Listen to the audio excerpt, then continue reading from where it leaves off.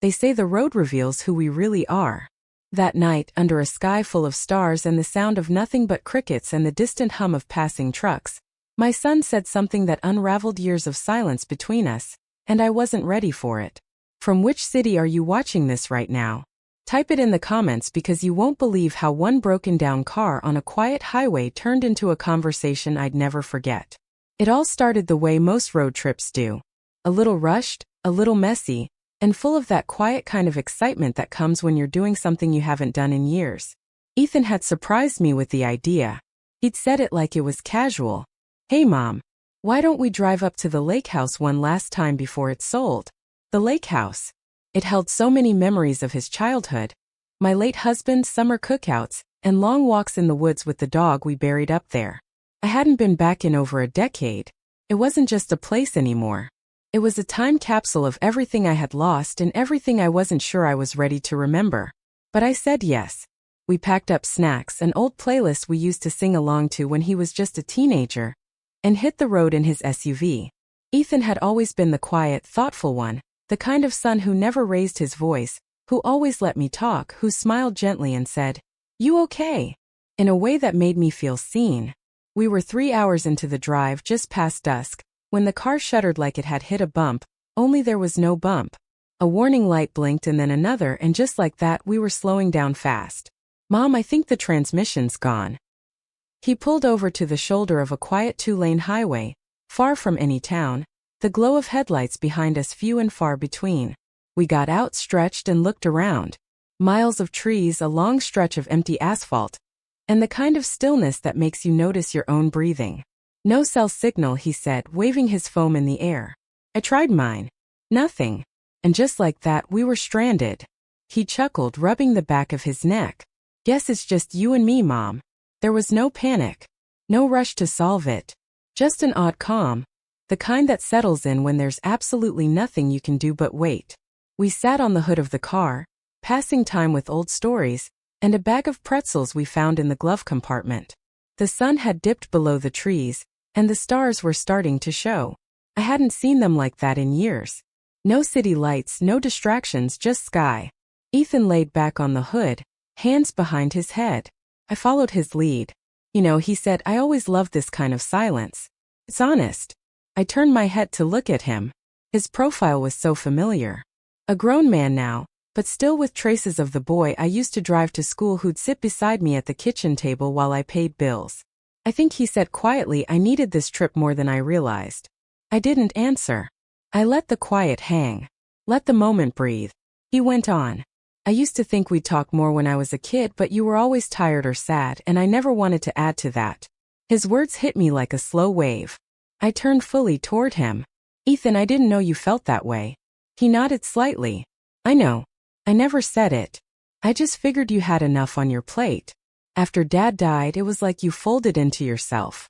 He was right. I had. And suddenly, I felt the weight of all those lost years pressing down on my chest.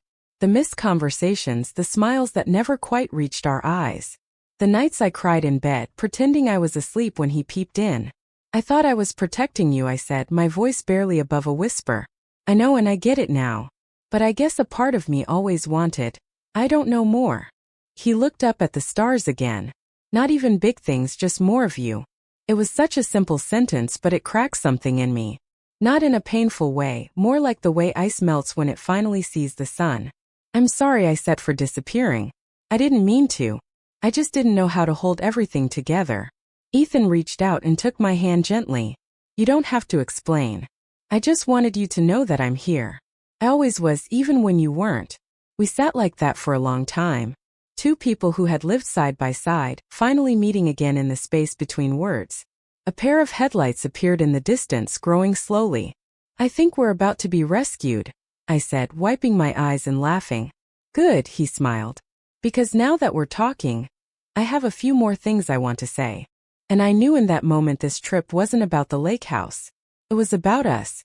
It was about finally going back, not just to a place but to each other. The car that finally stopped was an old pickup, rusting at the corners, but dependable looking, the kind that had seen 100 sunrises, and still had miles left in it. A man in his 60s rolled down the window and asked if we needed help. Ethan explained the transmission trouble and the man, Samuel, we'd learned later, offered to tow us into the next town about 20 minutes down the road. I'd glanced at Ethan, a silent conversation passing between us. We both nodded. We rode in the cab of Samuel's truck, squeezed close together on the bench seat. The hum of the engine and Samuel's soft country music filled the space between short bursts of small talk. I could feel the tension in Ethan's arm pressed beside mine. Not discomfort but something else. Something unspoken. Still turning over what we'd said earlier. We reached a tiny town, a single blinking intersection, one diner, and a small auto shop closed for the night. Samuel dropped us at the only motel, wished us luck and drove off with a wave. Ethan took care of the room. When he handed me the key, his hand brushed mine. I held on just a moment longer than necessary and he noticed. We both did. The room was simple. One queen bed, faded curtains, a noisy air conditioner that clunked to life every few minutes.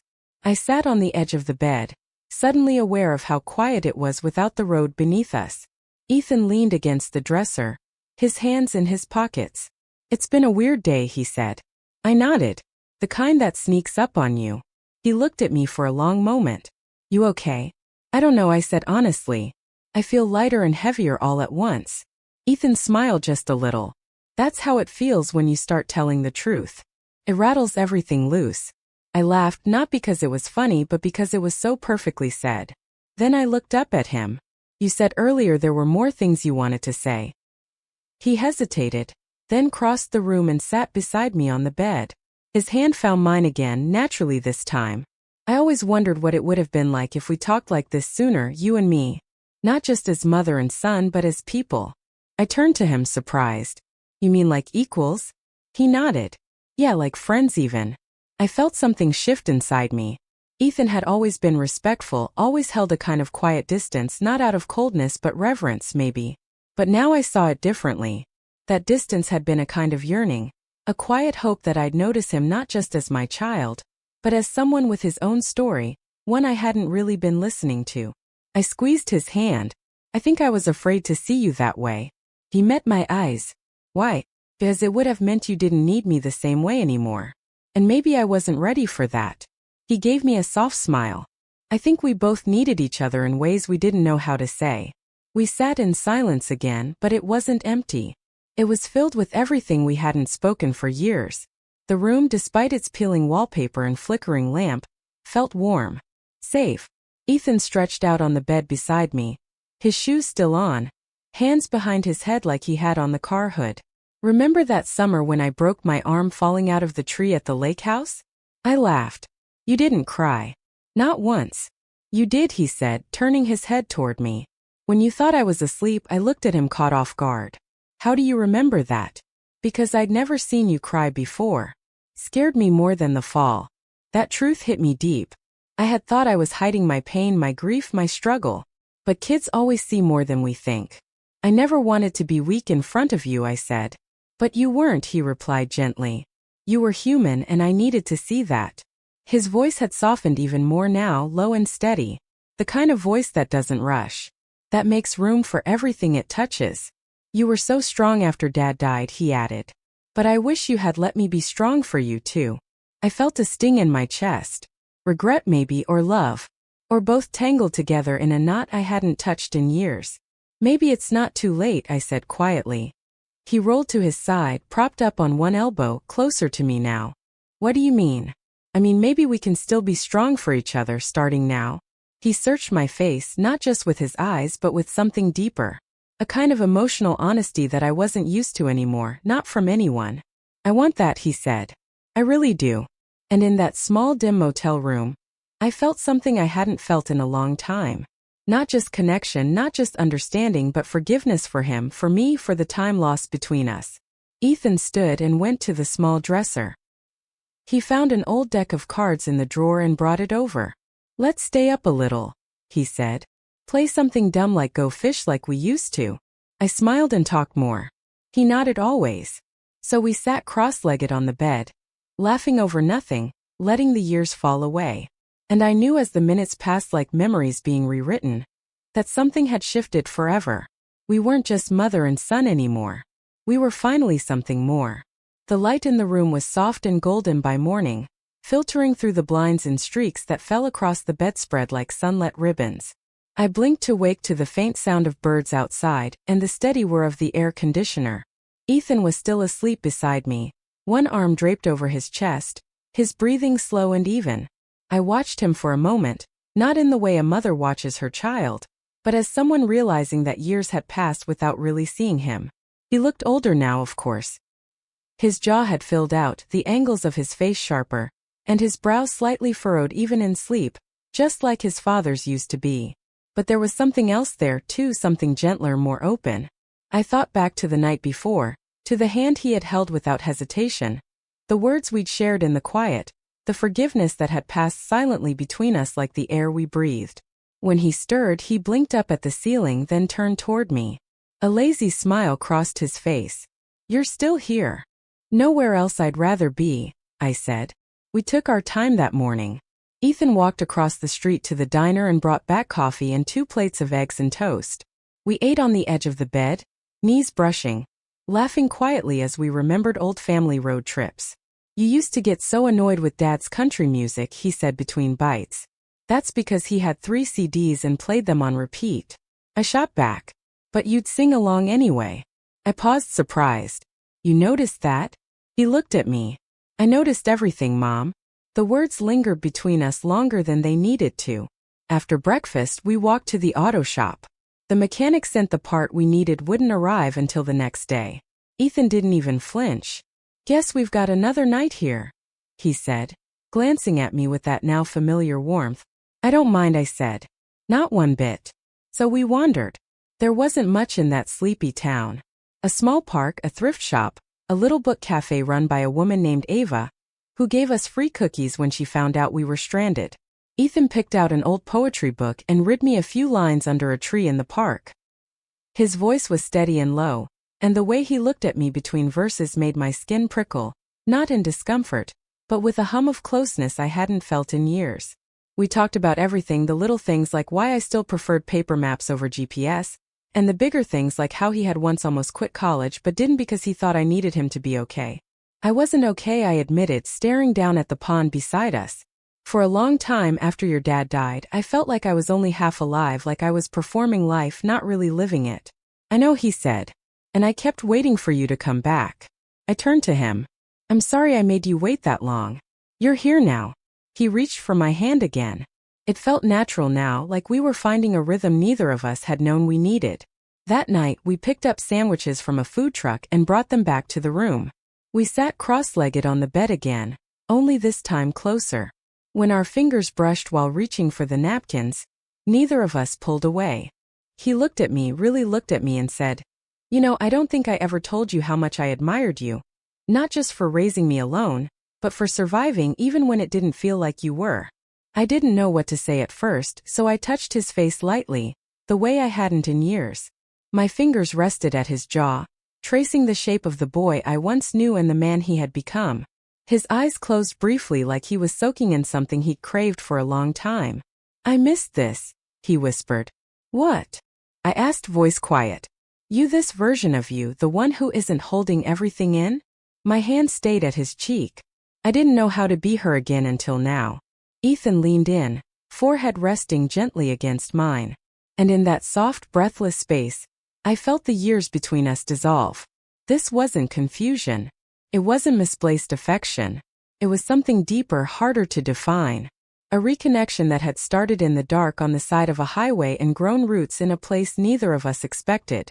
The air in the room shifted again, not heavy, not uncomfortable, but thick with the kind of understanding that doesn't come from words alone. He whispered, "What happens after tomorrow?" I didn't answer right away. Instead, I reached for his hand again, lacing my fingers with his. "We don't go back to before," I finally said. "We keep moving forward wherever that takes us." Ethan nodded slowly, like he already known the answer, but needed to hear it. And we sat there in a silence, close, hands entwined, hearts open, not trying to name what this was, not forcing it into a category, just letting it be. For the first time in years, that was enough. The morning we left that small town felt different. The sun was just beginning to rise, casting a soft golden light over the rooftops, and turning the mist into a delicate veil across the empty streets. The mechanic waved us off as we pulled out of the shop, the car finally running again, smooth and steady. But nothing inside me felt the same. Ethan was behind the wheel, his hand relaxed on the steering wheel, the other resting on the center console, close enough to mine that I could feel his warmth. We hadn't spoken much that morning, not out of awkwardness, but something quieter, something sacred. We had said so much already, and now there was this silence, comfortable, whole. The road stretched out in front of us like an open invitation. As we drove, the miles slipping by, I watched him, the way he adjusted the mirror, the little smile at the corner of his mouth, when a song came on that reminded him of childhood, the way he glanced over at me now and then, not to check on me but to see me. And for the first time in a very long time, I let myself be fully seen. We didn't talk about what had happened, not directly. But everything in our gestures, the glances, the energy between us carried it. Around midday, Ethan pulled off the highway onto a quiet country road. "One more stop," he said. I didn't ask questions. I just watched the landscape roll by until we turned down a gravel path and parked at the edge of a clearing. It was the lakehouse. I hadn't expected to see it again. Not now, not like this. The old wooden cabin stood quietly among the trees, weathered but strong, just like I remembered. Ethan opened my door and held out his hand to help me out. I took it, my fingers curling around his, and followed him down the short path to the porch. He dug into his pocket and pulled out a key. I asked the realtor to hold off on the final paperwork. Thought maybe he'd want to see it one more time. I didn't know what to say. My throat tightened with emotion as I stepped inside. The air was musty, but the light coming through the windows was just as I remembered. Dust particles danced in the beams like tiny ghosts of memory suspended in time. My feet moved slowly across the floorboards that creaked in familiar places. The couch, the old lamp in the corner, the framed photo of the three of us still on the mantel. Me, Ethan, and his father. I touched the photo, my finger lingering on my younger self. I looked happy there, really happy.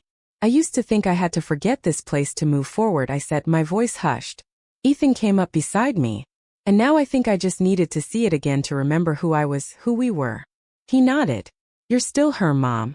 Maybe even more now." We spent hours there, walking the property, sitting on the back deck with paper cups of coffee we picked up in town. We didn't rush. There was something about being there, surrounded by old memories, but creating new ones that made time feel irrelevant. And when the sun began to set over the water, painting the sky in brilliant streaks of orange and violet, we sat side by side, shoulders touching, watching the day end together. "Do you ever wish life had gone differently?" he asked softly. I turned to him, considering the question. I used to all the time, but lately I think the detours were always part of the road. He nodded slowly. Me too. There was something in the way he said it, the quiet conviction, the depth behind it that made my heart ache in the most beautiful way. "I don't know what happens next," I said after a long silence. "I just know I don't want to lose this." He reached for my hand again, fingers warm and steady. "Then we won't." It was that simple. We drove home the next day, but everything felt different. The road that had once separated us had brought us back together, not just as mother and son, but as two people who had finally learned how to meet each other in the middle of the silence. Back home, things didn't go back to how they were. We talked more, visited often, spent weekends together doing the simple things, cooking, walking, sometimes just sitting in quiet. The conversations we started that night on the highway never really stopped. They grew deeper, fuller, sometimes hard, always honest.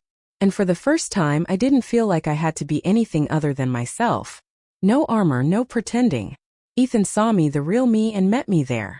In a world that often moves too fast, sometimes you have to break down in the middle of nowhere to find what you were missing all along. Not everyone will understand the bond we have now. Not everyone needs to. Because what really matters is this, that on a quiet road, in the stillness of the unexpected, my son looked at me not just with love, but with understanding. And that changed